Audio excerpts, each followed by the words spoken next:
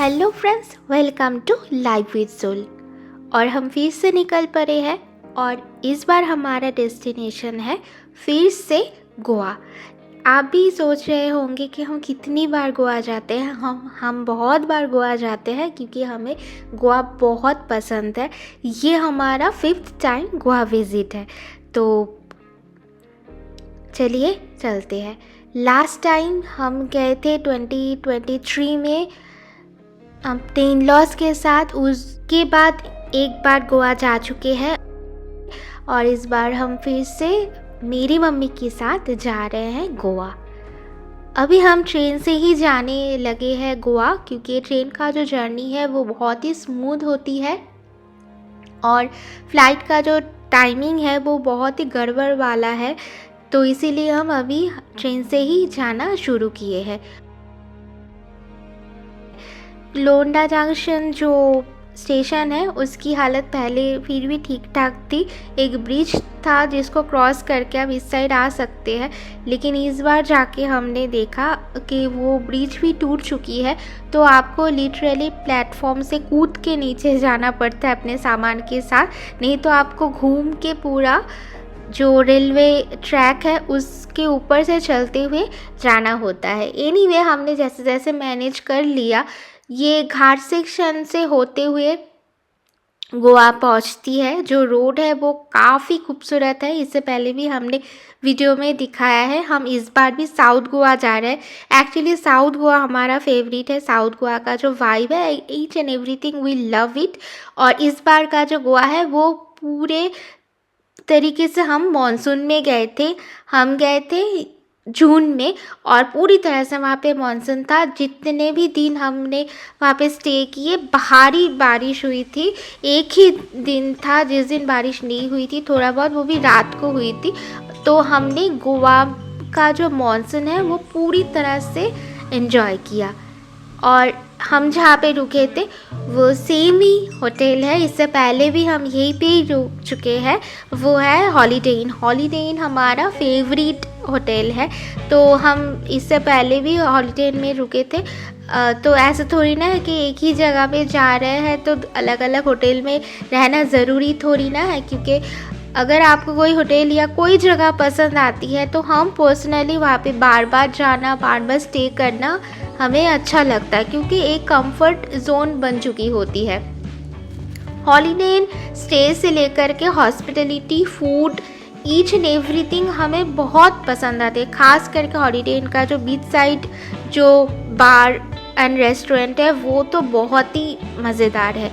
तो बात करते करते हम बुफे तक नेक्स्ट डे का आ गए। हमें जैसे ही हम गए थे तो हमें एक छोटा सा चॉकलेट केक दे करके हमें वेलकम किया गया था। एक चीज़ हमने देखा है, उनका जो आला काटे का फूड होता है उससे अच्छा इनका बुफे का खाना हमें पर्सनली लगता है। ये जो इससे पहले आपने बिरयानी देखा, ये हमने चिकन बिरयानी ऑर्डर दिया था, लेकिन ये चिकन बिरयानी कम पुदीना बिरयानी ज़्यादा लग रही थी। इसमें इतना भर भर के पुदीना डाला गया था, आप खुद भी देख सकते हो। तो टेस्ट हमें उतना अच्छा नहीं लगा। हमें आला काटे का टेस्ट जो है कभी भी उतना पसंद नहीं है, लेकिन उनके बुफे का जो टेस्ट है बहुत ही बढ़िया होता है। तो जो भी सैंडविच, बर्गर और बिरयानी, जितने भी 5 दिन हम वहाँ पे रुके थे, 5 दिन हम वही खाना आला काटे में दोपहर को, रात को वही सभी ऑर्डर करके खा रहे थे। और बुफे का जो है ये ब्रेकफास्ट बुफे है, आप देख सकते हो। यहाँ पे इंग्लिश ब्रेकफास्ट से लेकर के नॉर्थ इंडियन, साउथ इंडियन और जो भी चटपटा खाना सब कुछ आपको मिल जाता है। बहुत ही इंडियनाइज्ड और बहुत ही टेस्टी बुफे है और सबके लिए सब कुछ आपको मिलता है। रूम टूर मैं इस बार नहीं दे रही हूँ, सीधा मैं बुफे में आ गई, क्योंकि इससे पहले का वीडियो मैं यहाँ पे लिंक में आपको शेयर कर दूँगी। वहाँ पे जाके आप पूरा एलेबोरेट जो रूम टूर है वो आप ले सकते हो। और इस बार हम जो गए हैं तो वही सेम रूम में ही हम रुके थे। लास्ट बार जब गए थे जिस रूम में हम रुके थे वो लास्ट टाइम वाला रूम ही हमने फिर से बुक किया था, सेम रूम और उसके बगल वाला रूम। इसलिए हमने और रूम टूर नहीं दिया क्योंकि कुछ चेंज नहीं हुआ था उस रूम में।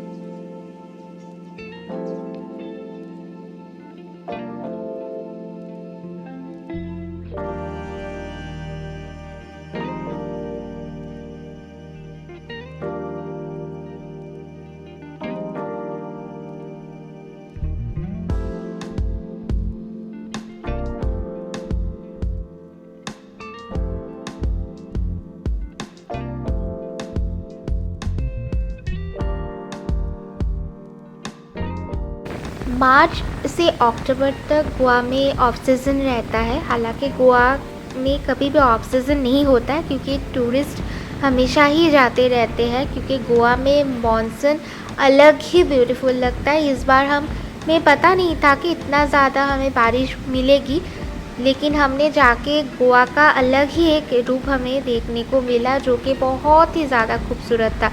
हम विंटर में भी गए हैं, हम बहुत मतलब मार्च के गर्मी में भी गए हैं जहाँ पे हम खड़े नहीं हो पा रहे थे। पूल का पानी भी इतना गर्म था, हम पूल में भी नहीं जा पा रहे थे। और हम मॉनसून में भी गए, तो मॉनसून में जाने का अलग ही मज़ा होता है। सबसे बेस्ट टाइम हम ऑलमोस्ट हर टाइम पे जा चुके थे, तो हमें जाके इतना लगा है कि दिसंबर या फिर मॉनसून में आप गोवा जा सकते हो। ये बेस्ट टाइम है गोवा विज़िट करने का। दिसंबर में अगर आप जाओगे तो आप पूरी तरह से गोवा का मज़ा ले पाओगे, सब तरीके का जो भी मतलब है एंटरटेनमेंट वगैरह सब कुछ। और सिर्फ गोवा का नेचर अगर आप एंजॉय करना चाहते हो, अगर आप गोवा का जो ब्यूटी है, जो नेचुरल ब्यूटी है, उसको अगर आप एंजॉय करना चाहते हो तो गोवा अगर आप मानसून में जाते हो तो बेस्ट है। मार्च से अक्टूबर तक यहाँ पे बंद रहती है। सारे जो बीच शैक्स होते हैं जो परमानेंटली बीच के ऊपर बने हुए हैं, उनको छोड़ करके जो टेम्परेरी बने हुए हो रहते हैं वो सारे उस टाइम पे बंद रहते हैं, क्योंकि बहुत ज़्यादा बारिश होती है। तो बीच में एक, जैसे अभी आप देख रहे थे कि एक नदी सा बन चुका है, एक नाला सा बन जाता है, तो ऐसे मेंटेन करना बहुत मुश्किल होता है। तो इसीलिए सबसे अच्छी बात है कि इस होटल का खुद का एक बीच शैक है, तो वहाँ पे हम बैठ के एंजॉय कर पा रहे थे। ये एक और रीज़न है हमें हॉलीडे इन चूज़ करने का, क्योंकि बहुत सारे ऐसे रिजॉर्ट के अपने शैक्स नहीं होता है, अगर होते भी है तो एग्जैक्टली बीच के ऊपर नहीं होते हैं, लेकिन यहाँ पे एग्जैक्टली बीच के ऊपर है। ये जो आप पानी देख रहे हो वो सिर्फ बारिश की वजह से बना है, और ये बहुत ही गंदा पानी था, तो इसको क्रॉस करके फिर दूर आप समुद्र तक जा सकते हो। तो उस दिन तो इतना पानी देख के हम क्रॉस ही नहीं कर पाए। नेक्स्ट डे थोड़ी सी धूप निकली थी मॉर्निंग में, तो उससे थोड़ा सा सूख गया था पानी, तो हम क्रॉस करके समुद्र तक जा पाए थे। ये है बीच ग्रिल रेस्टोरेंट, हॉलीडे इन का खुद का रेस्टोरेंट। यहाँ से सनसेट बहुत ही खूबसूरत लगता है। ये सनडाउनर के लिए एक परफेक्ट रेस्टोरेंट है।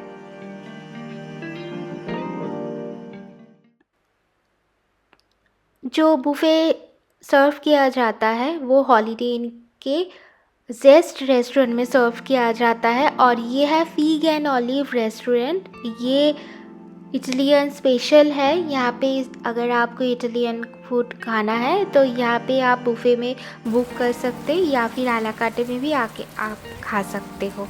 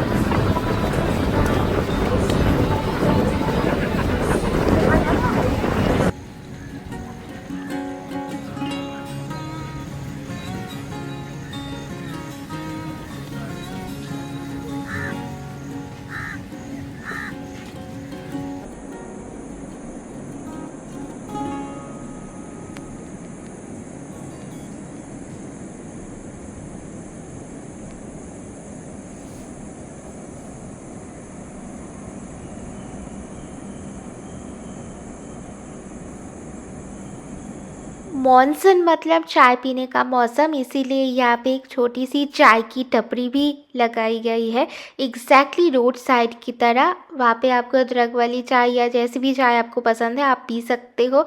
और एग्जैक्टली वैसे रस्क वाले बिस्किट वगैरह भी रखा गया है एग्जैक्टली रोड साइड की तरह, तो वैसा आप मज़ा पूरी तरह से ले सकते हो। और ब्रेकफास्ट करने के बाद अभी हम रेडी हो चुके हैं। गोवा हमारे लिए हमेशा से ही एक लेजर ट्रिप रहता है। हम यहाँ पे आके बहुत ज़्यादा इधर उधर नहीं जाते हैं, लेकिन एक दिन हम हमेशा रखते हैं कि एक नई जगह एक्सप्लोर करने के लिए। कैबो डे रामा का जो साइड है वो हमसे रह गया था, उस साइड हम अभी तक गए नहीं थे, तो हमने सोचा कि इस बार हम उस साइड चलते हैं। वो होटल से थोड़ी सी दूर थी।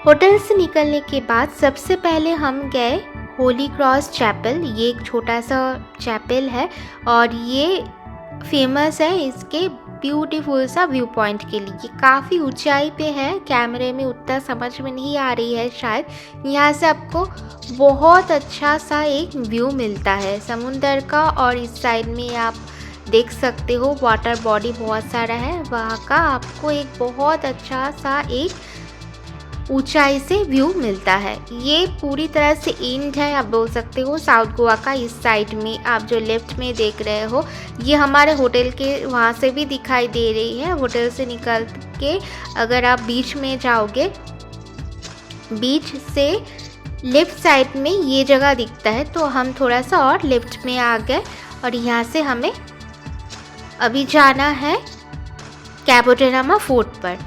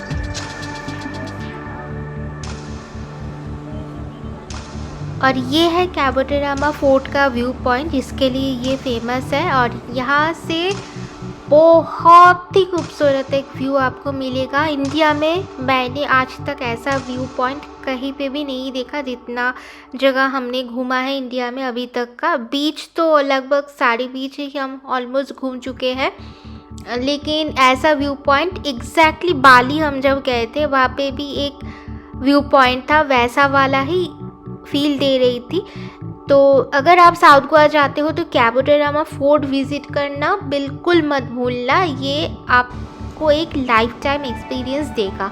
ये बहुत ही अच्छा है, आप ये वीडियो में जस्टिस नहीं कर पा रही है। अगर आप सामने से जाओगे तो आपको और भी बहुत अच्छा लगेगा। हम ड्रोन लेके गए थे साथ में, लेकिन गोवा में ऑलमोस्ट पूरी तरह से सब जगहों पे ड्रोन बैन कर दिया गया है, तो हम कहीं पे भी ड्रोन फ्लाई नहीं कर पाए। तो आगे से हमने डिसाइड किया है, और हम अभी अगर गोवा जाते हैं तो हम ड्रोन लेकर नहीं जाएंगे, क्योंकि जहाँ भी जा रहे हैं होटल से लेकर के सारे व्यू पॉइंट से लेकर के सब जगह पे ड्रोन पूरी तरह से रेस्ट्रिक्टेड है। ठीक है, अच्छी बात है, लेकिन अगर हम ड्रोन फ्लाई कर पाते तो इसका जो ब्यूटी है तो और भी अच्छे से कैप्चर कर पाते। वो चीज़ एक थोड़ी सी बुरी लग रही थी।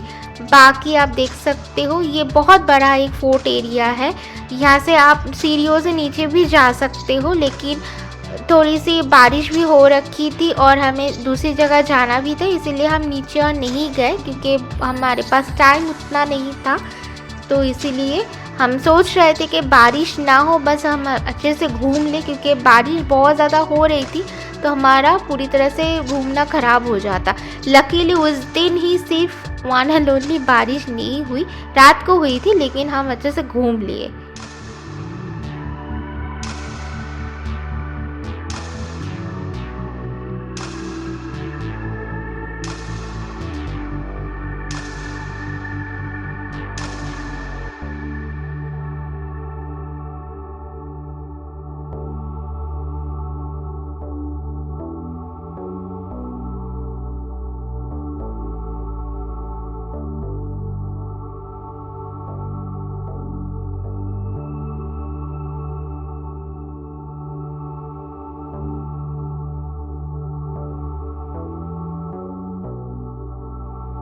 ये जो जगह है खास करके बाली में उलुवाटू टेम्पल का एक जो जगह है, व्यू पॉइंट है, पूरी तरह से पहाड़ी के ऊपर से खड़े होके आप समुद्र देख सकते हो।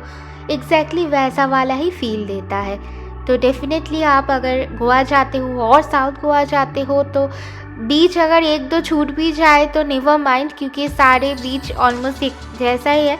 लेकिन आई इंसिस्ट ये जगह, ये कैबो डे रामा फोर्ट विज़िट करना मत भूलना, क्योंकि ये आपको एक अलग ही फील देगा। ये बहुत खूबसूरत जगह है।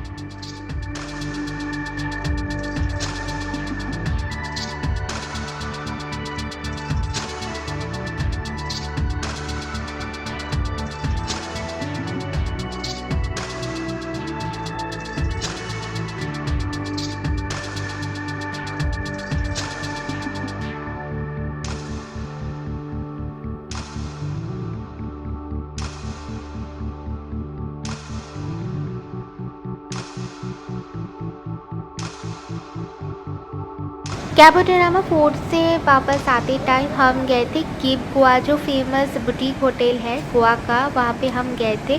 और इंस्टाग्राम के बदौलत यहाँ पे बहुत ज़्यादा भी भीड़ होने लगी है, बहुत ही ज़्यादा भीड़ होती है। सब यहाँ पे जो फ़ोटो फ्रेम लगाया गया है वहाँ पे फ़ोटो लेने के लिए लाइन लगती है बाकायदा।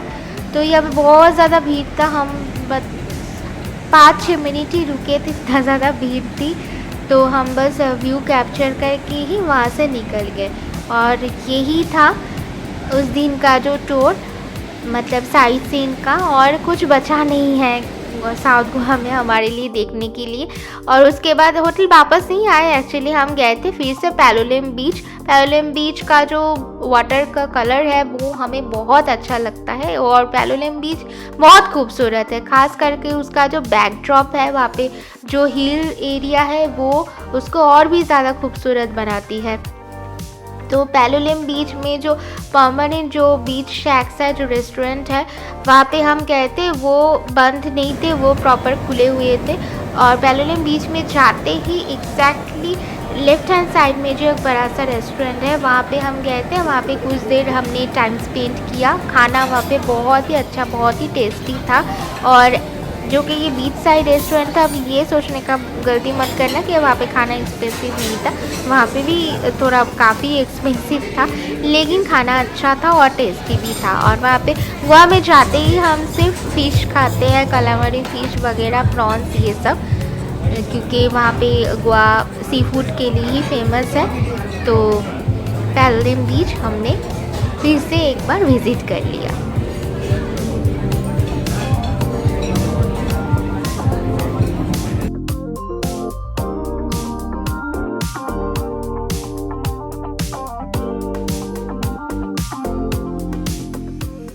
रात को फिर से बारिश स्टार्ट हो गई। बहुत ही ज़ोरों की बारिश हो रही थी, आप देख सकते हो, आवाज़ सुन सकते हो। और इतनी ज़ोरों की हवा चल रही थी, उसके बाद फिर समुंदर की आवाज़ और ये बारिश और हवा सब कुछ मिला के ये एक मेस्मराइजिंग एक्सपीरियंस था।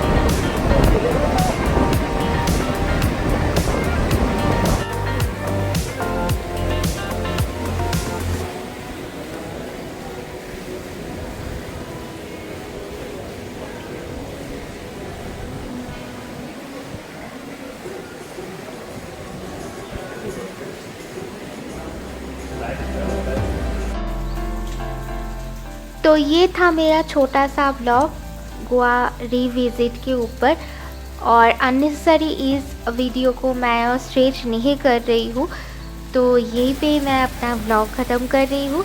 और हमें ज़रूर बताना आपको ये वीडियो कैसा लगा, और लाइक शेयर और कमेंट करना मत भूलना। हमारे साथ बने रहने के लिए थैंक यू सो मच।